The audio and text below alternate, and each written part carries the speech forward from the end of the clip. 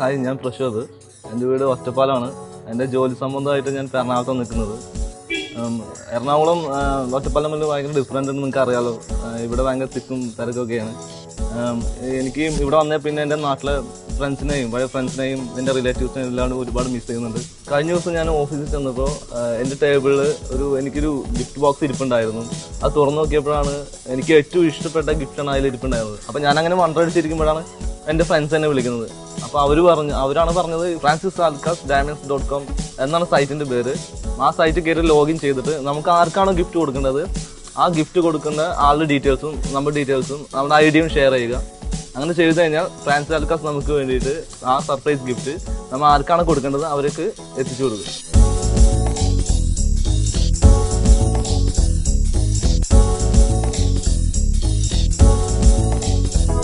ഇനി ഞാനും റെഡി ഒരു ഡയമണ്ട് സർപ്രൈസ് കൊടുക്കാൻ.